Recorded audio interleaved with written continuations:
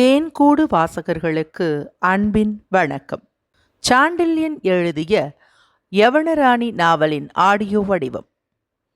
வாசிப்பவர் ரே விஜயலட்சுமி. பாகம் 2. அத்தியாயம் 96.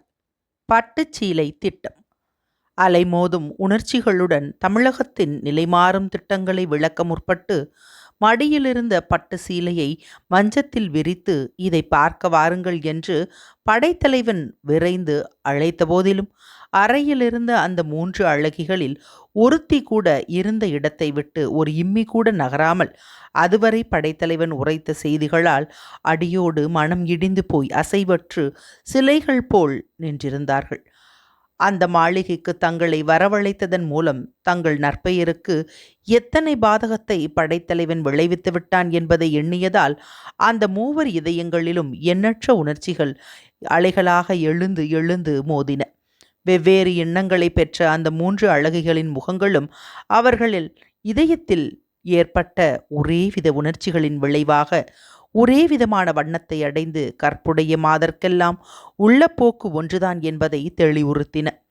பளிங்குக்கல் போன்று மிக வெண்மையான யவனராணியின் முகமும் வெளுத்த அல்லியைப் போல் இருந்தாலும் அந்த அல்லி மலரைப் போலவே லேசாக செவ்வரி ஓடியதால் அதிக வெண்மையும் லேசான சிவப்பும் கலந்த அல்லியின் முகமும் அரபு நாட்டின் வெப்பத்தின் விளைவாக நல்ல வெளுப்பு சிறிது மந்தப்பட்டு மஞ்சள் நிறத்தை இணைத்து கொண்ட அலீமாவின் முகமும் ஏக காலத்தில் ஒரே விதமாக குப்பென்று இரத்த சிவப்பாகிவிட்டதையும் அவர்களுடைய 3 கண்களும் அக்னியை கக்கியதையும் தன் அழைப்பை அவர்கள் லட்சியம் செய்யாமலே நின்றிருந்ததையும் கவனித்த படைத்தலைவன் மஞ்சத்திலிருந்த பட்டுச்சீலை மீதிருந்த தன் கண்களை சற்றே எழுப்பி அவர்கள் முகங்களை மற்றும் ஒரு முறை துழாவிவிட்டு நீண்டதொரு பெருமூச்சும் விட்டான்.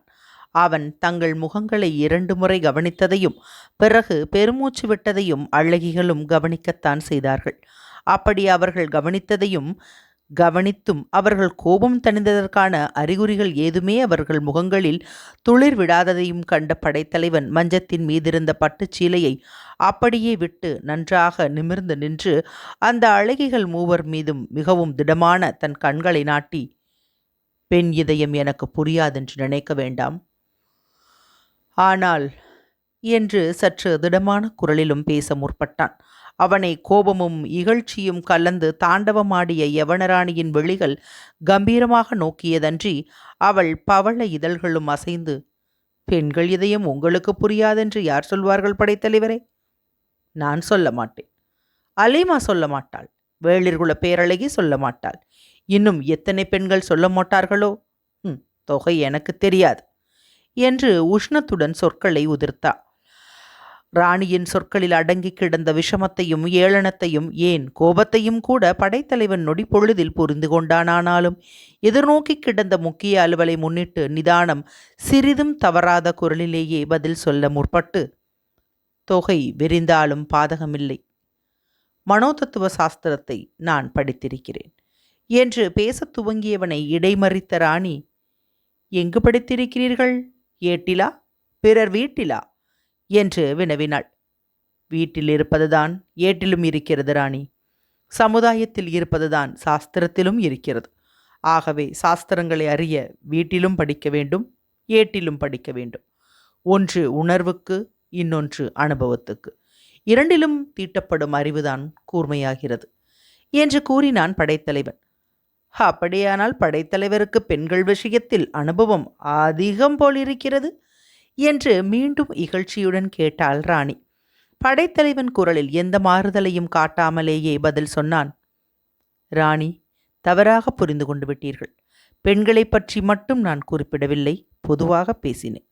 மனோதத்துவ சாஸ்திரத்தை பற்றி மட்டுமே குறிப்பிட்டேன். ராணி தன் நீலமணி கண்களை நன்றாக தூக்கி படைத்தலைவன் முகத்தை ஒரு முறை ஆராய்ந்ததன்றி ஆச்சரியத்துக்கும் உள்ளானான். 3 பெண்களை குடிக்கும் விபச்சாரத்துக்கும் பேர் போன ஒரு மாளிகைக்கு வரவழைத்துவிட்டு அதில் எந்த தவறும் இல்லை போல சர்வசாதாரணமாக தன்னை நோக்கும் அவன் துணிவை பெரிதும் வியக்கவே செய்த ராணி, மனோதத்துவம் உண்மையில் உங்களுக்கு நன்றாக தெரியுமா என்று விசாரித்தாள்.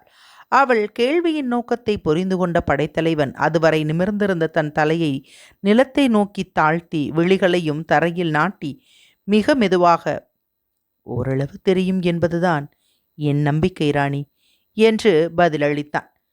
எங்கள் மனோநிலை இப்பொழுது எப்படி இருக்கிறதென்று உங்களுக்கு புரிகிறதா? இந்த கேள்வியை ராணி கேட்கவில்லை. ராணி கேட்கும் முன்பாக அலீமா கேட்டுவிட்டாள். புரிகிறது என்பதைத்தான் முன்னமே சொல்லிவிட்டேனே என்றான் படைத்தலைவன் தாழ்ந்த தலையை நிமிர்த்தாமலேயே.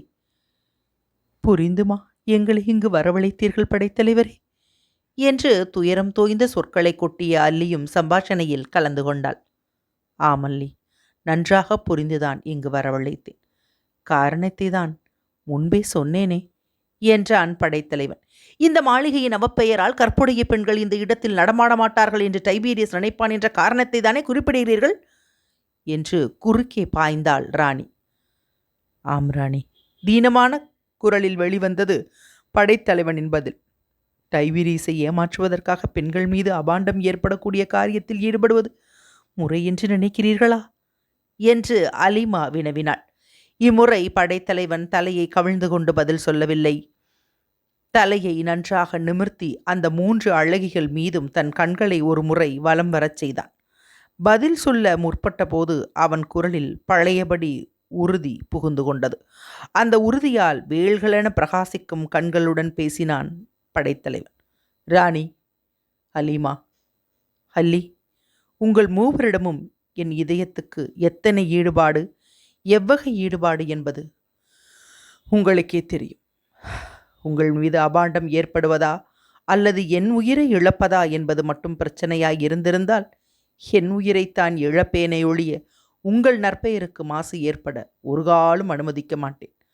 ஆனால் இப்பொழுது நம் முன்னிருக்கும் பிரச்சனையில் பிணைக்கப்பட்டிருப்பது உங்கள் மூவர் வாழ்வு மட்டுமல்ல, தமிழகத்து மக்களின் தற்கால வாழ்வு, மானம், பிற்காலம் அத்தனையும் பின்னி கிடக்கின்றன. நாம் எந்த நிமிஷத்திலும் போர் மூளக்கூடிய நிலையில் இருக்கிறோம் என்று கூறிய படைத்தலைவன் தன் பேச்சை சிறிது நிறுத்தி அந்த மூவர் முகங்களையும் கவனித்தான். ஆவேசமான அந்த பேச்சினால் கூட அந்த பெண்களின் மனோநிலை மாறாதது மட்டுமல்ல, மேலும் கடினப்பட்டதாக தெரிந்தது படைத்தலைவனுக்கு. அந்த கடினம் ராணியின் அடுத்த கேள்வியிலும் தொனித்தது. உங்கள் நாட்டு இலக்கியங்களை சரியாக படித்திருக்கிறீர்களா படைத்தலைவரே என்று கேட்டாள் ராணி. ஓரளவு படித்திருக்கிறேன். எதற்காக கேட்கிறாய் என்று வினவினான் படைத்தலைவன். உங்கள் படிப்பு பேச்சில் புலனாகவில்லை படைத்தலைவரே. எப்படி மாறுபடுகிறது? இந்த நாட்டுக்கு வந்த பின் 2 பெரும் கதைகளை உங்கள் மக்கள் எனக்கு சொன்னார்கள். என்ன கதைகள்? ஒன்று ராமாயணம், இன்னொன்று மகாபாரதமாக்கும். ஆம் படைத்தலைவரே, சிறையெடுத்தவள் கற்பையும் கௌரவத்தையும் காக்க முதல் போர் நடந்தது, அப்படித்தானே? ஆமாம். இன்னொருத்தியின் விரிந்த குழலை வாரி முடிக்க 2ஆம் போர் நிகழ்ந்தது. ஆம் ராணி, ஆம். இந்த காவியங்களின் படிப்பினையை நீங்கள் ஏன் அறியவில்லை படைத்தலைவரே? ஒவ்வொரு பெண்ணின் மானத்தை காக்கவே பெரும் போர் நிகழ்ந்து ஏராளமான உயிர்கள் அழிந்து போன இந்த நாட்டில் பிறந்த நீர் ஒரே ஒரு போருக்காக, அதுவும் போர் நிகழப் போகிறது என்ற எதிர்பார்ப்புக்காக 3 பெண்களின் நற்பெயரை கெடுக்க முன்வந்தீர்களே, இது முறையா? நீங்கள் கற்ற வித்தையின் பயன் இதுதானா? கற்புடைய பெண் எவளும் தன் இனத்தை இழப்பாள், நாட்டை இழப்பாள், ஏன் கற்புக்காக உலகத்தையே கூட இழப்பாள் என்பது ஏன் உங்களுக்கு புரியவில்லை? இதை ராணி மிகுந்த உணர்ச்சியுடன் பேசினாள். மற்ற இருவரும் பேசாதிருந்தாலும் ராணியின் பேச்சு அவர்கள் மனத்தில் எதிரொலி செய்வதை முகபாவங்களிலிருந்தே ஊகித்து கொண்ட படைத்தலைவன் சிறிதும் அசையாமல் நிதானமாகவே பதில் சொன்னான். ராணி, நீ கூறிய காவியங்களை நான் நன்றாக படித்திருக்கிறேன். அவற்றில் கண்ட தத்துவங்களை நான் அறியாமலும் இல்லை.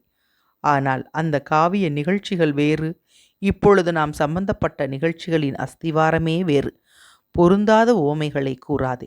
ராம காவியத்தில் நடந்தது போல் யாரையாவது ஒருவன் கவர முற்பட்டால் என் பிணத்தை தாண்டித்தான் உங்கள் மீது அவன் கை வைக்க முடியும்.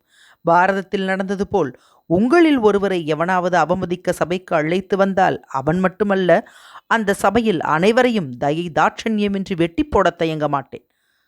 அத்தகைய சம்பவம் இங்கு ஏற்பட்டு விடவில்லை. நான் உயிருடன் இருக்கும் வரையில் ஏற்படவும் ஏற்படாது. தவிர உங்களை நான் வரவழைத்தது என்னையும் என் சகாக்களையும் தவிர யாருக்கும் தெரியாது என்றான்.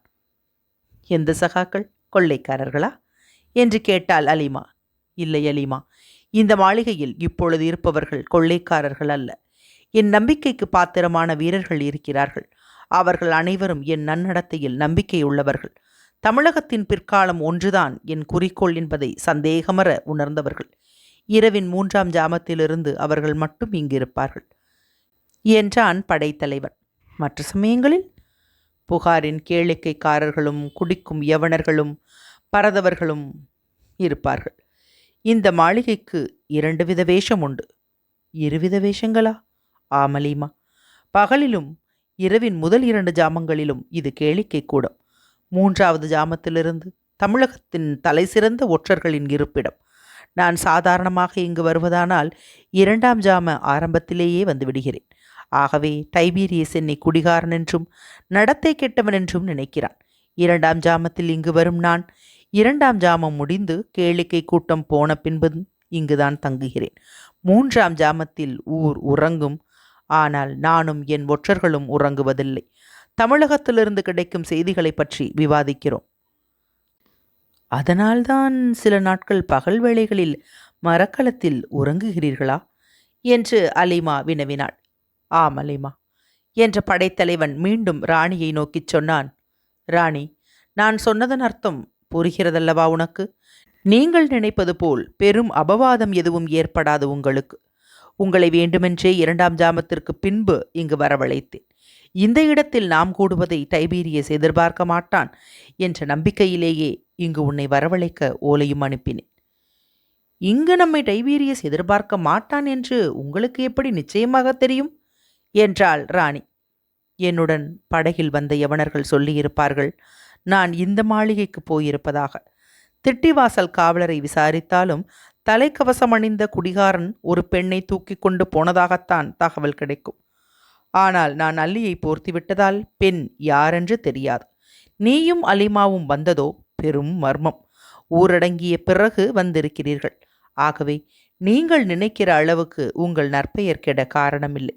அப்படியே ஓரிருவர் உங்களை பார்த்ததாக வைத்து கொண்டாலும் நாம் கவலைப்பட வேண்டியதில்லை என்றான் படைத்தலைவன். ஏன் கவலைப்பட வேண்டியதில்லை? மிகுந்த கோபத்துடன் கேட்டாள் அல்லி. அப்படி பார்த்தவர்கள் கிளப்பக்கூடியது வெறும் வதந்திதானே அல்லி. வதந்திக்கு பயப்படலாமா?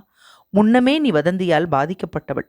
உன்னையும் என்னையும் தவறாக புரிந்து கொண்ட பூவழகி நம்மை என்ன பாடுபடுத்தி விட்டாள்?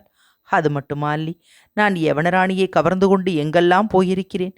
இங்கிருந்து பிரம்மானந்தர் ஆசிரமம் போனேன். அங்கு பூவழகியின் தீவிழிகளுக்கு இலக்கானேன். பிறகு இந்திர விழா மாளிகையிலிருந்து இரவோடு இரவாக ராணியை தூக்கி கொண்டு வானகரை சென்றேன். கருவூர் சென்றேன். உறையூருக்கு வந்தேன். அங்கிருந்து மீண்டும் புகாருக்கு வந்தேனே. இதையெல்லாம் அறிந்தவர் ஒருவரா இருவரா? பலர் அல்லி, பலர்.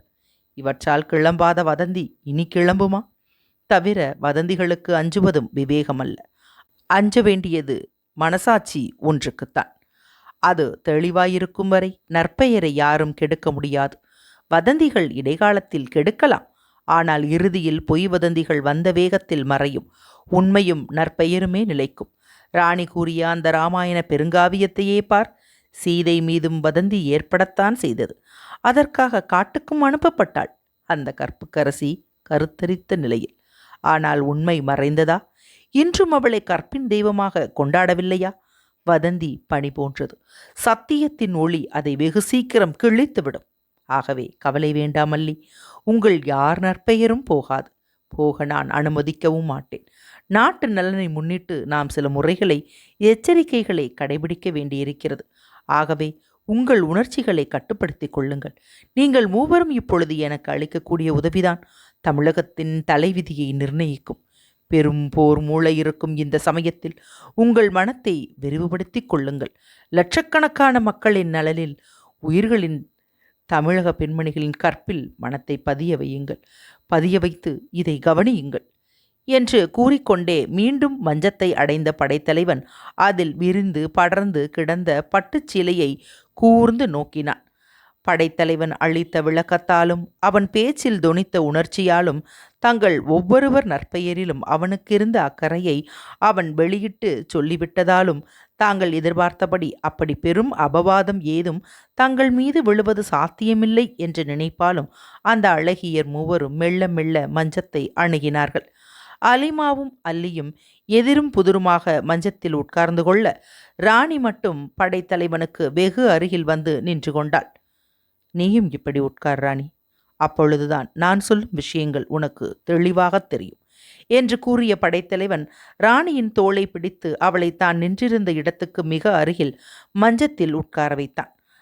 அவன் அப்படி தோளை பிடித்து அழுத்தி உட்கார வைத்ததால் ராணியின் கோபமெல்லாம் எங்கோ காற்றில் பறந்தது. இவர் மட்டும் இப்படி என்னை அடிக்கடி தொட முடியுமானால் இந்த அபவாத கூடத்துக்கு 1000 முறை வருவேனே என்று ராணி தனக்குள் சொல்லிக்கொண்டு தலையை கவிழ்த்து மஞ்சத்தின் நடுவே கிடந்த பட்டுச்சீலையை நோக்கினாள்.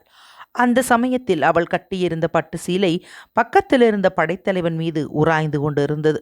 உட்காருவதற்காக மடிக்கப்பட்ட பட்டு மஞ்சத்தின் முகப்பில் இருந்த ஒரு காலை தவிர கீழே தரையில் ஊன்றியிருந்த மற்றொரு காலுடன் பக்கத்தில் நின்றிருந்த படைத்தலைவன் கால் பட்டு கொண்டிருந்ததால் ராணியின் உணர்ச்சிகள் கடல் அலைகளென பொங்கி எழுந்தன. பட்டுச்சீலையை பார்த்த கண்கள் சீலை இருந்த விரல்களை பார்க்கவில்லை, பழைய நிகழ்ச்சிகளை பார்த்தன. பட்டு சீலையை பார்த்தாயா ராணி என்று கேட்டான் படைத்தலைவன். ராணி பதிலேதும் சொல்லவில்லை. அவளை ஒரு கையால் பிடித்து அசக்கிய படைத்தலைவன், என்ன ராணி, பார்த்தாயா இல்லையா? முக்கியமாக அதில் என்ன தெரிகிறது என்று மீண்டும் கேட்டான். ராணியின் உணர்ச்சிகள் படைத்தலைவனுக்கு விளங்காவிட்டாலும் மற்ற 2 பெண்களுக்கும் விளங்கிவிட்டன. ராணி பட்டுச் சீலையை பார்க்கவில்லை என்றும் பழங்கனவுகளை காண்கிறாள் என்பதையும் புரிந்து கொண்ட 2 பெண்களும் ஒருவரையொருவர் தலையை தாழ்த்திய வண்ணமே விழிகளை உயர்த்தி பார்த்து புன்முறுவல் செய்து கொண்டார்கள். அவை எதையுமே கவனிக்காத படைத்தலைவன், அலிமா, ராணிதான் மௌனியாகிவிட்டாள், உனக்காவது தெரிகிறதா இல்லையா என்று கோபத்துடன் வினவினான். எது படைத்தலைவரே என்று கேட்டாள் அலிமா. பட்டு சீலையில் காணப்படும் திட்டம் என்றான் படைத்தலைவன். அதில் திட்டம் ஏதும் தெரியவில்லையே என்றாள் அலிமா. வேறென்ன தெரிகிறது? சில சித்திரங்கள் தெரிகின்றன, கோடுகள் தெரிகின்றன, பிறகு 2 சிவப்பு புள்ளிகள், ஒரு புள்ளி பெரியது, இன்னொன்று சிறியது. சரி அலிமா, கிட்டத்தட்ட திட்டத்தையே கூறிவிட்டாய். இப்பொழுது கவனியுங்கள். ராணி, அல்லி, உங்களையும் தான் என்று மற்ற 2வரையும் கூட அழைத்த இளஞ்செழியன், இந்த சிவப்பு புள்ளிகளில் இருந்து நமது திட்டத்தை துவக்குவோம் என்று முதல் புள்ளியில் கையை வைத்து திட்டத்தை விவரிக்கத் தொடங்கி, இந்த 2ம் போர் நிகழ வேண்டிய இடங்கள். ஒன்றில் பெரும் போர், அதிலிருந்து பின்வாங்கும் படையை அழிக்க இந்த இடத்தில் சிறிய போர் நடக்கும் என்று மேலும் கூறலானான். அத்தியாயம் 96 நிறைவுற்றது.